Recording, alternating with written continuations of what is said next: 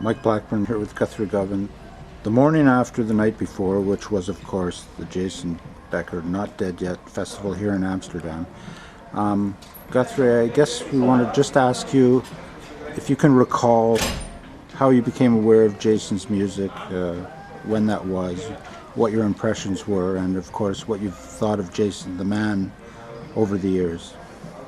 Oh, where do I begin? I guess it was back from when I was 15, 16, something like that, hanging out with the older guitar kids at school. And I was this kind of blues stroke jazz stroke classic rock kid with a bit of Zappa in my blood, but I didn't really know much about the shred thing until these older kids started exposing me to all these players. And one day they came into school and they had the Cacophony album, the first one, and it was an amazing thing. It really felt like someone had brought this new element into this shred world, and there was this zaniness there and this sort of Stravinsky element and some humour, which I think is a very important part of this kind of music. I think if you take yourself too seriously and too po-faced and kind of disciplined about it, it can become joyless. But there was a certain naughtiness that I heard in that Cacophony stuff, and then I found out how old he was, and he was doing all that crazy stuff even back then. So that, I think, was probably terrifying for all of us. And what can I say?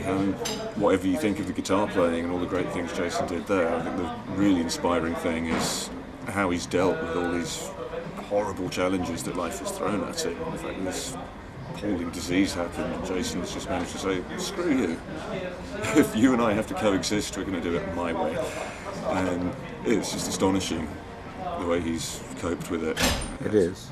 Now, how about a few words on the general vibe, the camaraderie between all the guys, a couple of days of rehearsals, and then, of course, the performance itself, knowing that Jason is watching you off stage left, as it were.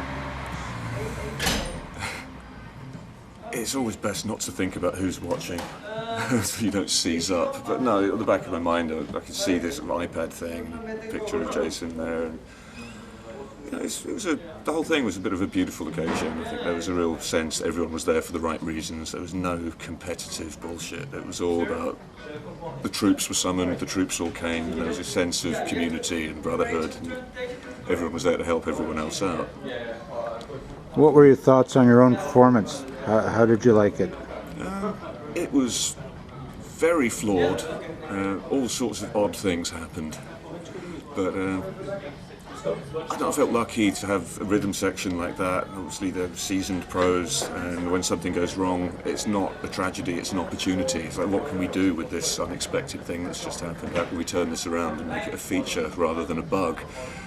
So, yeah, we had a lot of fun. Obviously, I haven't really played with Atma and Stu extensively prior to this little Dutch adventure, but I think we kind of connected fairly quickly and worked out the eye contact language, and we were kind of merrily busking away. No, I had a great time playing with those guys. Well, it was a wonderful performance. Everybody thoroughly enjoyed it, and you could tell Stu was having a real blast up there with you. Yeah, he's a fun guy to play with. So tell me what's next for you. What's kind of in the immediate future, and then NAMM, and perhaps shortly thereafter. I need to go home and sleep for a few days solid, because I've been really jetting around, overworking myself, and loving every minute of it, but on the brink of collapse right now. So I'll do that, and then I think later in the month I have a couple of UK workshops and clinics. I have a weekend in Greece at the guitar school. I think I have to record some stuff remotely for someone's album. And then all of December I'm out in Italy with the Erotic Cakes crew and Dave Kilminster, and we're going to do the kind of twin-pronged guitar assault in Italy, which is always fun. And then suddenly it'll be next year, and NAMM beckons, and I've got lots of Aristocrats stuff coming up, or Aristocrats as my bandmates would say.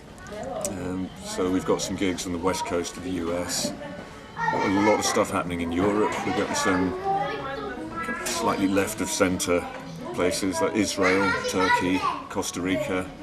There's talk of, I think, Indonesia and Australia a little later on in the first half of next year. So no shortage of air miles coming up. Well, sir, thank you for your time. It's been a pleasure and an honor to meet you again. So best of luck, safe travels home, and we'll see you at NAMM, hopefully. Excellent. Cheers. Cheers.